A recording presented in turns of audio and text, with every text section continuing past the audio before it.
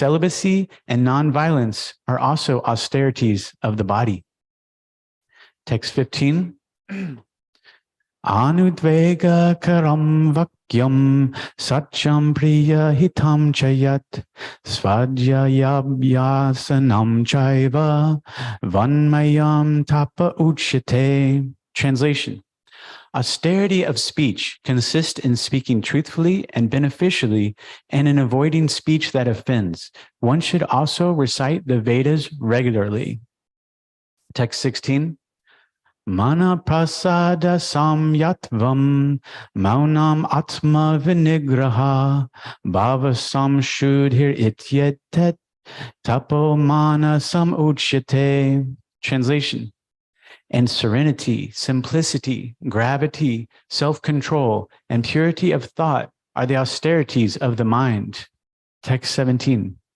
Shradhaya paraya taptam tapas tatri vidham nari apala kankshibir yuktai shatvikam parichakshate. Translation.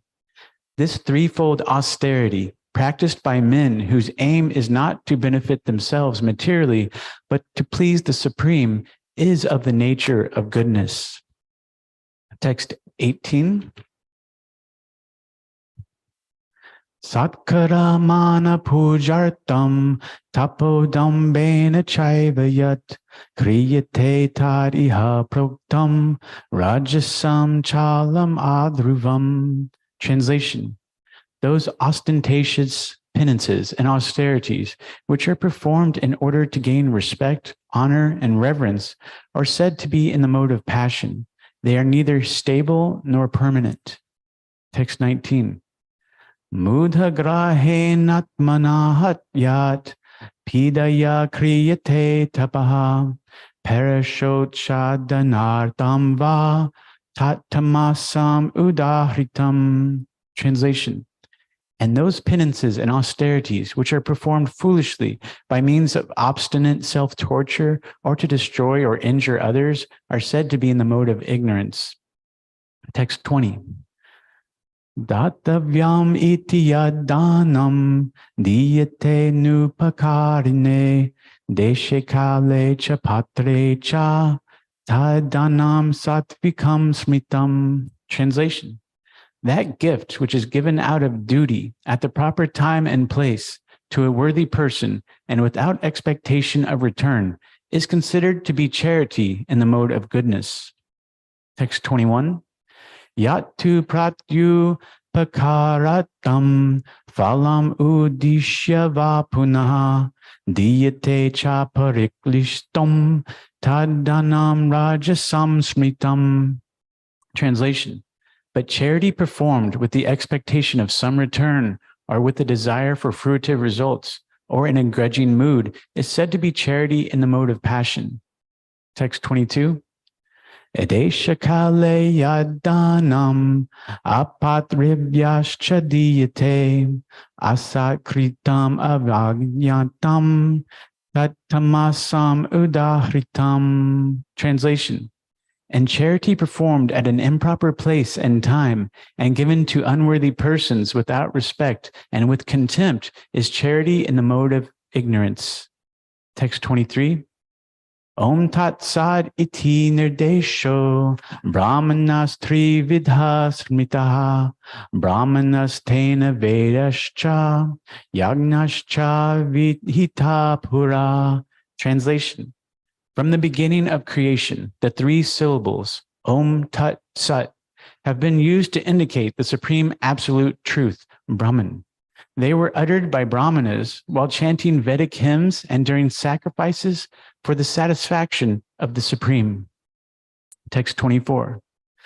Tasmat om it yudahritya yagnya dana tapa kriya pravartante vidhanokta satatam brahmavadinam. Translation. Thus the transcendentalists undertake sacrifices, charities, and penances, beginning always with Om to attain the Supreme.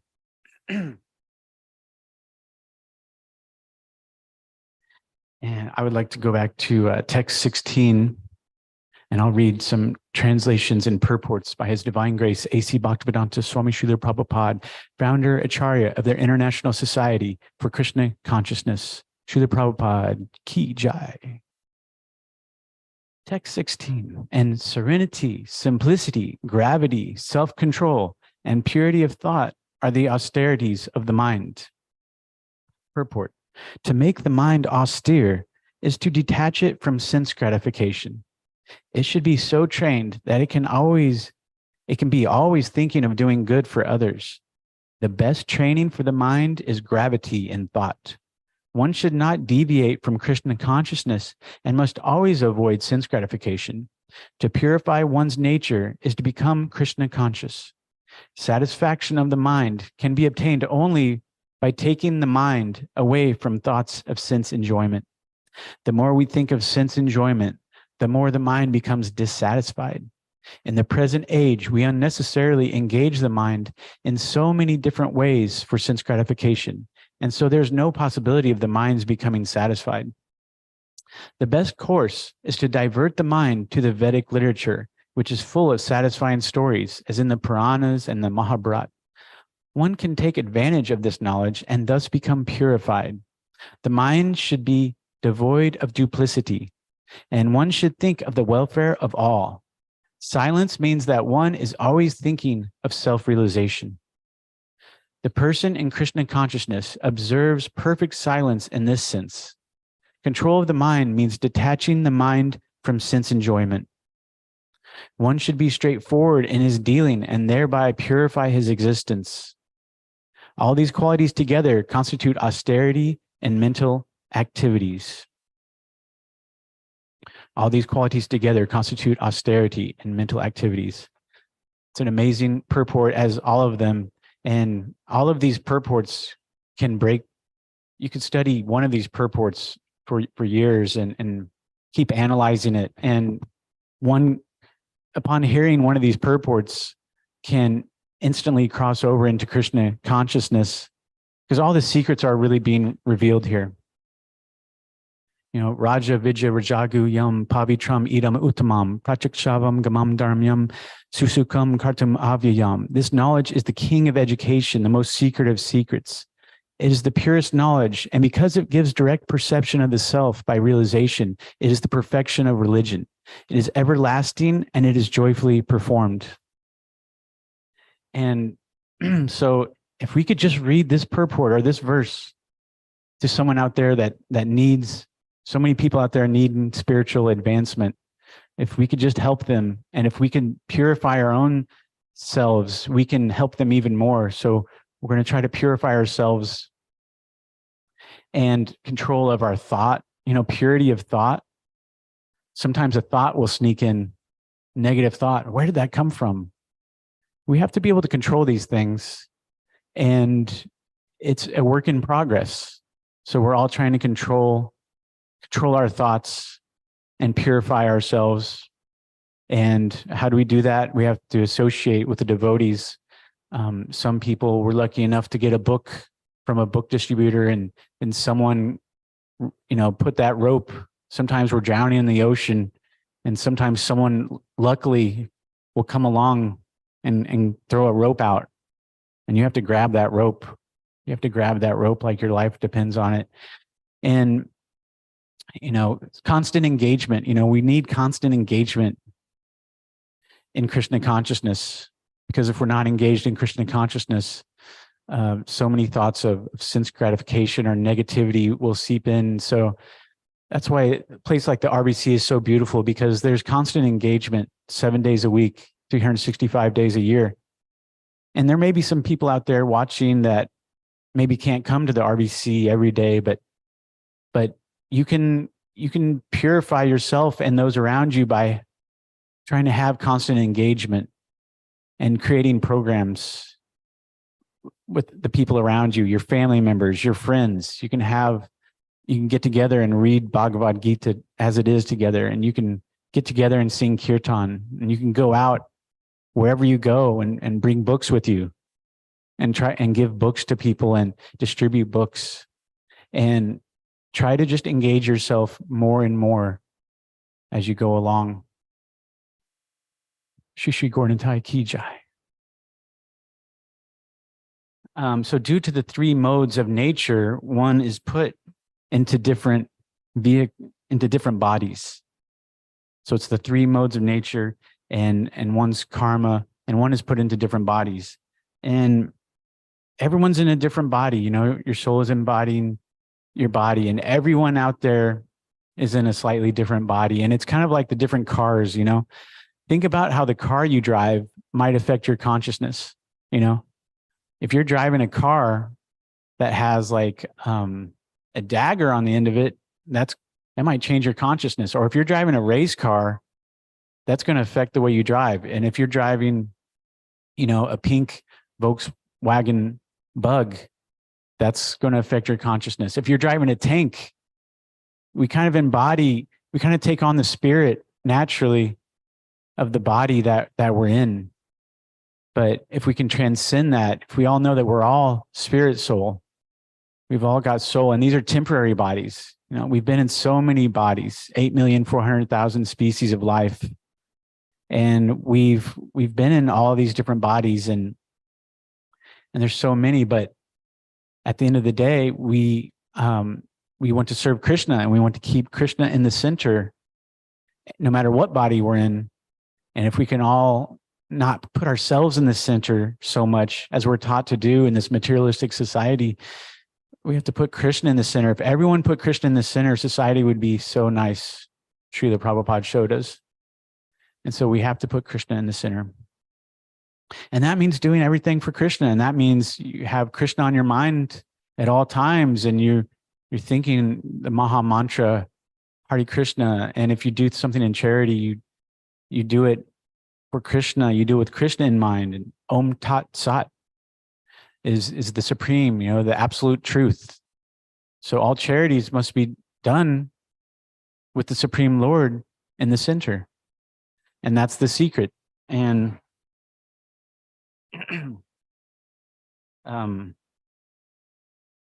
there's, you know, 4 defects of the conditioned soul, you know, imperfect senses, prone to make mistakes, prone to illusion, and the cheating propensity. So people who aren't in pure Krishna consciousness, these are the defects. You know, tend to cheat, tend to make mistakes, tend to be in illusion and imperfect senses. You know, there's one who has perfect senses. Krishna has perfect senses. Krishna is perfect, and he's full in all 6 opulences: wealth, power, beauty, fame, knowledge, renunciation. And he is the one that is full of all these things. And that proves that he is God, that he is full in all those opulences. And there needs to be, you know, one philosophy that unites all the religions and all the people of the world. And devotional service is it. And Krishna consciousness is the way that we can actually, it's non-sectarian, you know, so it's for everybody. You know, we don't care if you're, you know, if you're Catholic, Jewish, atheist, agnostic, from another planet. It doesn't matter. This is the way. There needs to be one philosophy. And, you know, God is a person. You know, how amazing is that? And it makes sense. All the scriptures around the world say that God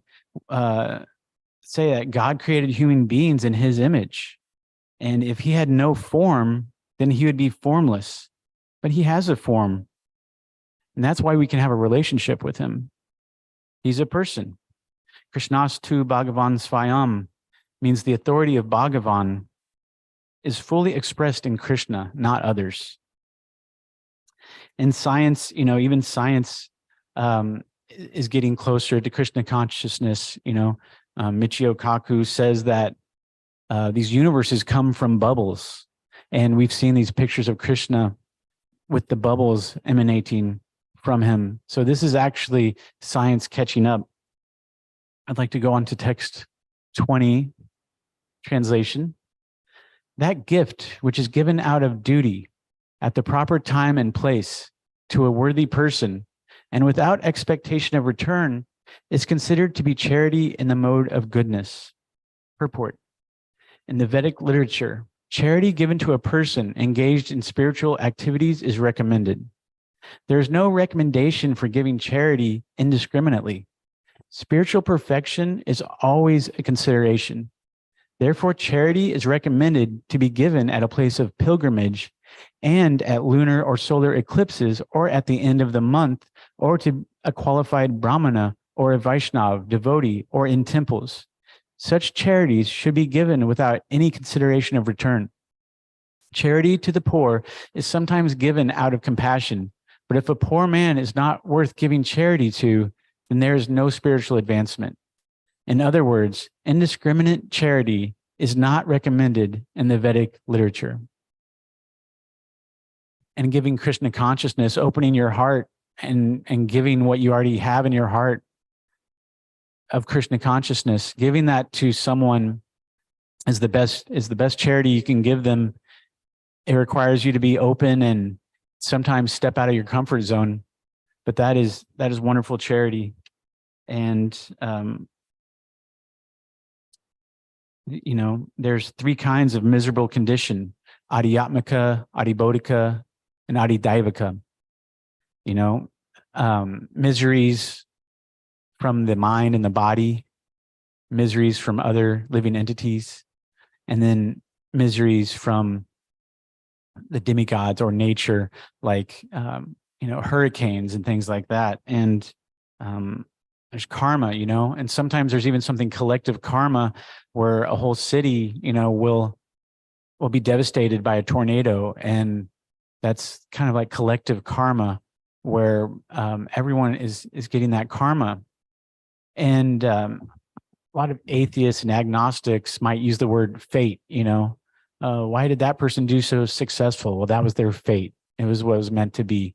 But that's about as far as they get, and they don't understand why something bad can happen to a little innocent baby or something like that. But karma explains it all so beautifully. It's we're getting reactions from our previous lives and from this life. So we're getting these reactions, and karma explains why something bad can happen to a baby, or even Krishna understands intention. And so even, what you intend, it's, you can pat someone on the back, or to try to, someone is maybe trying to pat someone on the back to save their life, and another person is maybe, hitting that person on the back. So intention is known. And so our intentions are important, our purity of thought. And going on to text 21, translation. But charity performed with the expectation of some return, or with the desire for fruitive results, or in a grudging mood, is said to be charity in the mode of passion. Purport.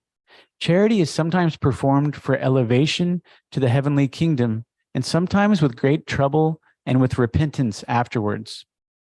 Why have I spent so much in this way?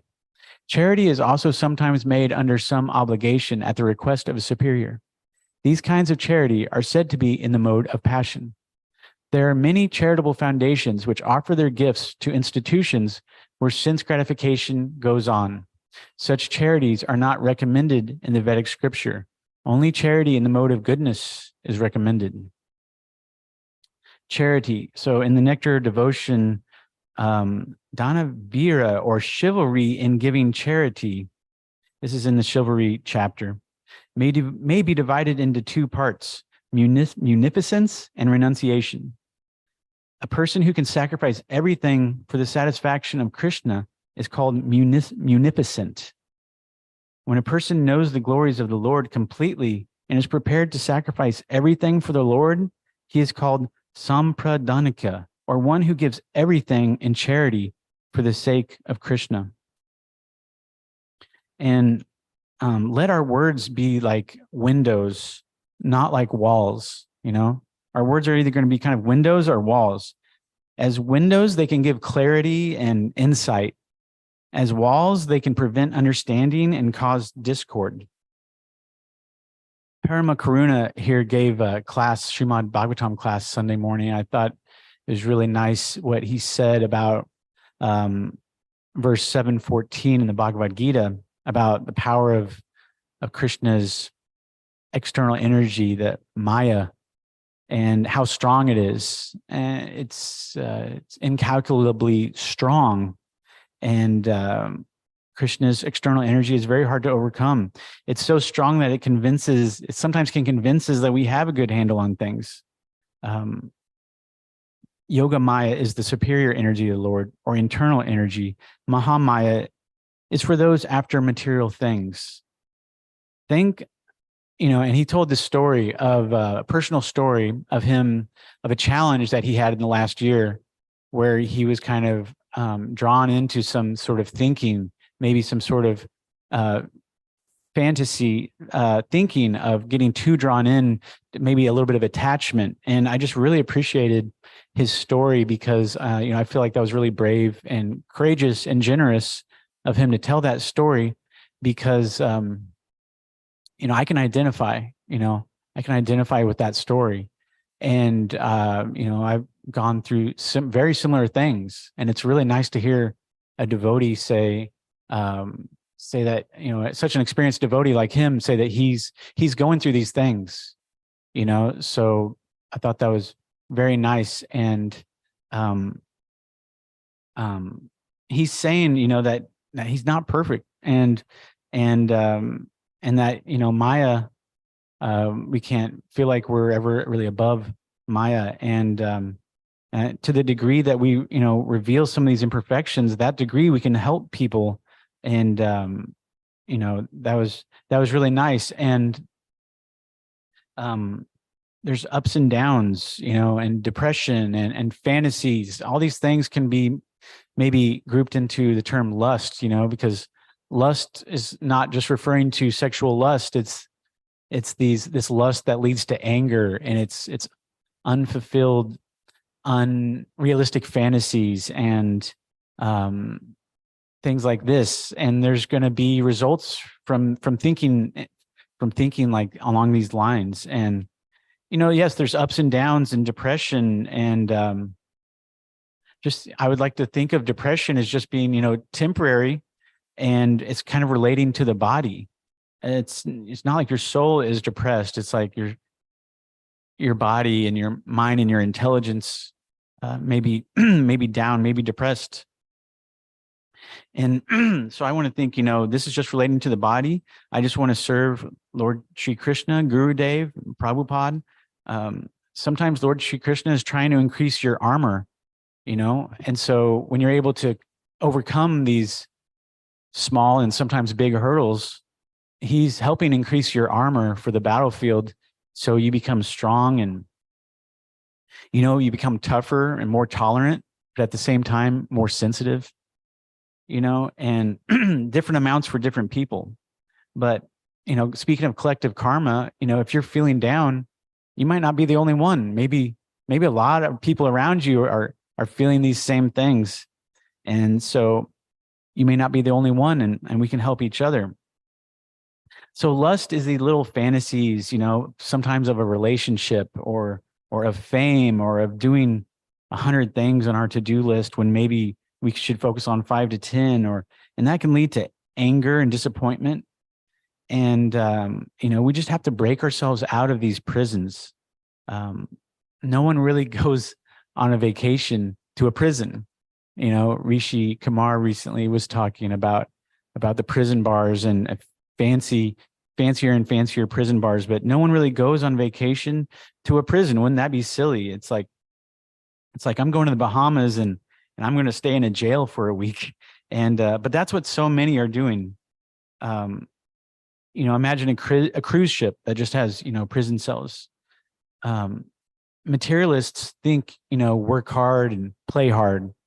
That's what they say a lot of times, but really a lot of times it's like slave hard and then get more entangled and tighten the chains, and then anger. And Dhruva Maharaj said to Lord Sri Krishna, I've been performing these penances and austerities for so long, but I was really just hankering after some broken pieces of glass.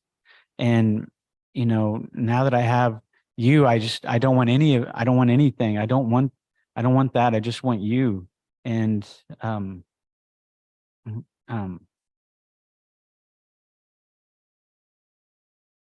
and then it's like a ball and chain, these attachments, kind of balls and chains.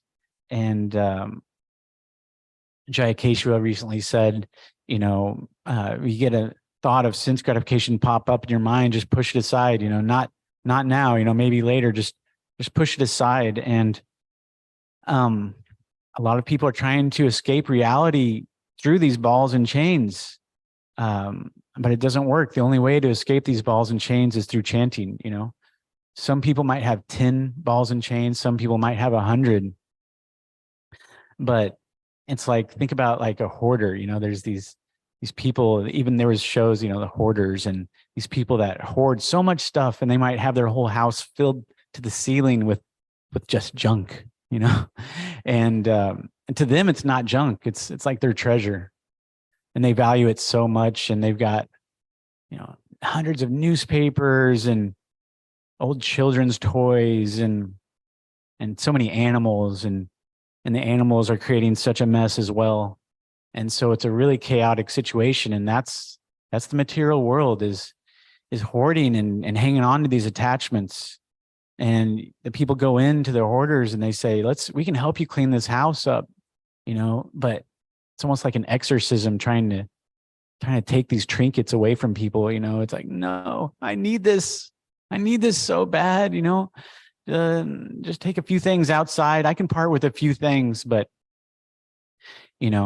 what you're supposed to do is take everything out of the house, put it on the front lawn, and then just take a few things back, the things you absolutely need.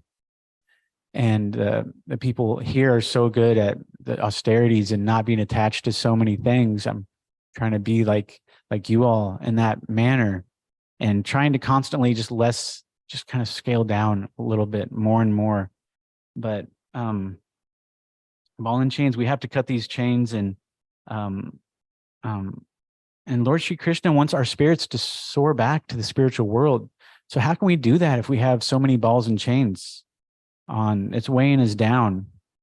But we should be glad. We used to have maybe 100, but now we may be down. Some people may be down to maybe 5 or something. So be glad that you cut so many chains. But there's still maybe a few chains, and those can be heavy and hard to cut.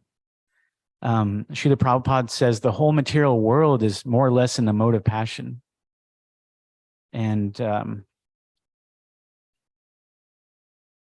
we've stayed attached to Maya for so long, and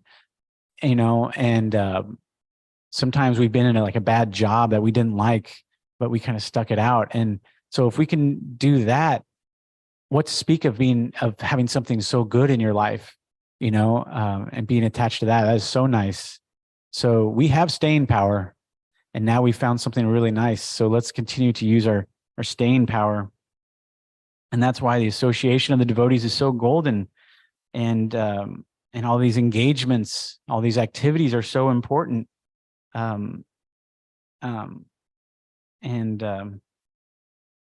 Even devotee relationships can change over time. You may sometimes, maybe at one point in a relationship, it wasn't going so good, but we've seen over time, Krishna can fix and make these relationships so beautiful, even the ones you may have thought were irreparable. So give it a chance and let Krishna do his job, and we'll do our job. And so many things can be beautified, and surprising things can happen. And lust and these fantasies that we have sometimes of how things should be, or how we want things to be. And we can either use our very powerful imagination, in the mode of goodness, passion, or ignorance. But don't we have to train ourselves to use our fantasy and imagination in the mode of transcendental goodness? Srila Prabhupada says the mode of ignorance is a very peculiar qualification of the embodied soul. Maharaj Yudhishthir once, when entering the arena of the Rajasuya sacrifice, in his imagination, he decorated Krishna with so many ornaments and gave him so many opulent things. And there's the story of the Brahmana who was very poor, and he just wanted to give Krishna so much. And so he would imagine every day of all the opulence that he would give. And he would cook so many preparations and dress Krishna. And it was all in his imagination. And one day in his imagination, he cooked a pot of sweet rice, and it was very hot, and sweet rice is supposed to be cool to the touch. So in his imagination, he touched the sweet rice and burned himself in his imagination. And then he came to and woke up, and he looked at his finger, and it was actually burnt.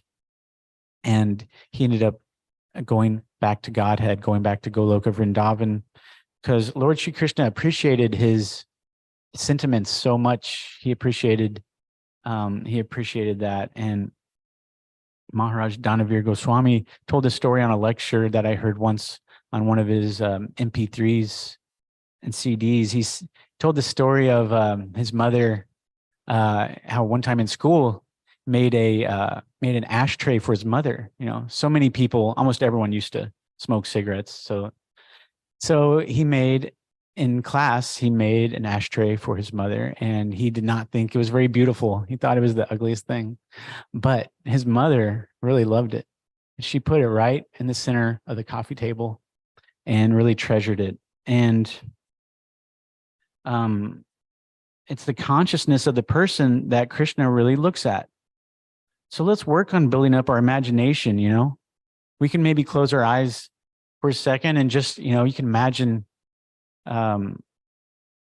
being, there in the bushes looking upon the cowherd boys play, and imagine Krishna's sweet laugh. And what does that sound like?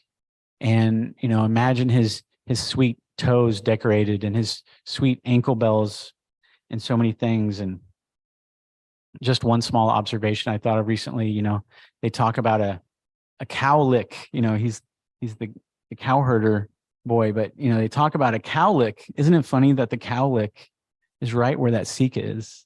I think that's pretty neat. I'm going to go on to text 23. Translation. From the beginning of creation, the three syllables Om Tat Sat have been used to indicate the supreme absolute truth, Brahman. They were uttered by Brahmanas while chanting Vedic hymns and during sacrifices for the satisfaction of the supreme. And earlier in this chapter, verse 15 recommends recitation of scripture to discipline our power of speech. So reciting and memorizing verses is great. It doesn't bog down your mind. It actually frees it. And Om Tat Sat, these charities, if in the mode of goodness, passion, or ignorance, or a combination, they bind one to the material world. But Om Tat Sat, when penance, sacrifice, charity, foods, when they are aimed at the supreme, they become means for spiritual elevation, says Srila Prabhupada. Krishna's name is so powerful, attach it to everything you do. And, around this time of year, you see all these little floating white seeds, these tree seeds that will float along. And, well, they don't stand much of a chance if things are being mowed. We can think of the city where people are mowing so much. We can think of that maybe as the material world. They don't stand much of a chance. But out in the spiritual world where it's free, they stand every chance of turning into a big tree. And, think about the smallest baby ant. We see a lot of ants around this time of year. And sometimes they're so small, you can tell it's a baby ant because you can just barely see it. But it can still provide a lot of discomfort to you. It can bite you and you can still feel it. So even the smallest entity can cause disturbance to us. So a reflection is temporary. The material world is like a reflection of the spiritual world. A reflection is temporary because it is sometimes seen, sometimes not seen. But the origin of what is being reflected is eternal, it is said. The material reflection of the tree has to be cut off, of this upside down banyan tree. This material reflection has to be cut off and obtain the real tree. desire is the cause of this upside down tree of material life. So desire. One has to become detached from the material world. It's a reflection and attain the spiritual world through surrender to Krishna. Magadari Prabhu was talking recently about obedience, how important that is. That's surrender. Obedience is surrender. And all of Srila Prabhupada's books, all of the Vedic teachings, they're trying to talk to you, the soul, and not the body. These teachings are so far beyond the short time you will have in this body, but you, like the Vedic teachings, are eternal. These teachings have applied to you, the soul, throughout all of your past lives and will apply to you in everything the future holds. You are certainly avyayam, which means eternal. You are eternal, avyayam. And a lot of us feel like, we always wanted to sing, but we never had a reason. We wanted to dance, but we never felt inspired. And we wanted to smell the flowers, but we never had the time or a reason. But flowers, which have been offered to their lordships, are so nice. And your all's association is a priceless jewel. Man, never take it for granted.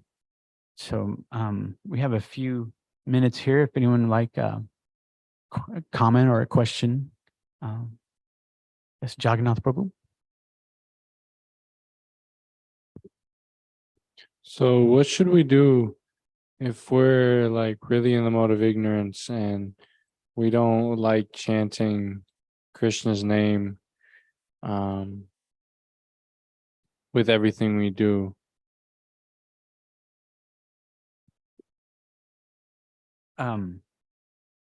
It's like every day, Krishna's giving us a fresh start every day. It's so nice that we kind of get a fresh start. And no matter how bad or good our day was yesterday, we can get kind of a fresh start when it comes to chanting. And that first round of the day, a lot of us are trying to chant 16 or more rounds a day. And we've actually taken that vow.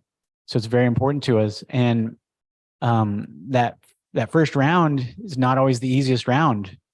But as you go along, it becomes easier and easier to get, as you get closer to completing that 16th round, it's getting easier and easier, and it's making sense. And Srila Bhaktisiddhanta Saraswati said, in the morning, beat your mind with shoes 100 times, and at night beat it with a broom 100 times. And it's a little bit like a disobedient child. We're all that child in the grocery store who's saying, I want some candy, and if I don't get that candy, I'm going to throw a fit. I'm going to make your life miserable if I don't get a little bit of candy, and we've all got that inside of us. And so we have to learn how to be a little bit of a disciplinarian. We have to be the parent in that situation and say, okay, my mind, misbehaving mind, I see you. You're trying to throw a tantrum, but this is the medicine. This is the medicine that's good for you.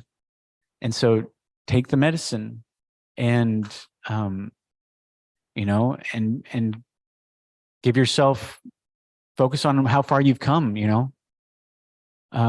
focus on how long you've stuck with it and how against all odds you stuck with it. And no matter who told you can't do that, you said, no, I'm going to try out this Krishna consciousness, and so you're an unstoppable force. So just realize how powerful you are and realize and think about why we're doing it.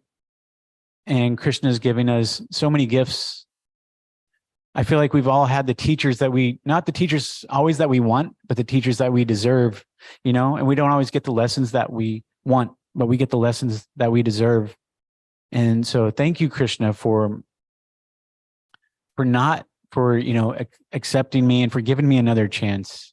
And let's be humble and appreciate what we've got. And we have to appreciate the teachers that we've had and all of our experiences, whether they can be very tough. Some people had some very tough childhoods. I can't say I had the most tough childhood the way some people have, and so think about those people that are still struggling, that don't know Krishna. Think about the person that had a really tough childhood or has some sort of debilitating disease, or but even if those things happen to us, we've been empowered with with the ways to rise above those challenges, and we can help people that are having those challenges.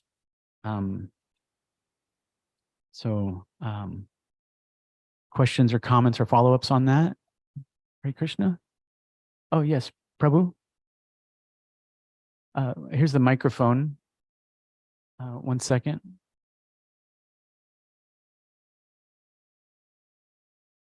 If you could just if you don't mind, remind me your name and where you're from again. Vasily, I just came from Chicago, but Okay, how do you say it again? Vasily. Vasilik. As far as like all these rules about charity, but it also says multiple times that we shouldn't be attached to the fruits of our labor. So how do you, define that, or I guess find the compromise where you don't get attached to the fruits of the labor, and at the same time follow all the rules about the charities? Jai. So the fruits of our labors, it can be like a paycheck, or if someone's, or that can be if you're cooking some prasad, some food stuffs, and it turned out really nice, or so many things, or we work together on a project, and so the fruits, whether they good or bad, we try not to be attached to them, and we try to just give that to Krishna and say, act in Krishna consciousness, and then let Krishna take care of the rest. And just say, Krishna, I prepared this food for your enjoyment. How are you today? Doesn't matter how I am. How are you today? And I tried to prepare this foodstuffs for you. And I know it's not perfect, but I hope it's acceptable. And Krishna, we tried to organize this event for you, and it didn't go perfect, but hey, we did it with your blessing, and it went the way that you wanted it to, because everything is going actually the way Krishna wants it to. If he didn't want it to go that way, it would have gone some other way. So he's in control. I'm going to try not to be, something great happens, I'm going to try to be equal-minded, and whether it's good or bad, I'm going to try to be equipoised, and just keep Krishna in the center, and enjoy all of the beautiful things he's given us. And those are just some thoughts I had. Jai. Hare Krishna.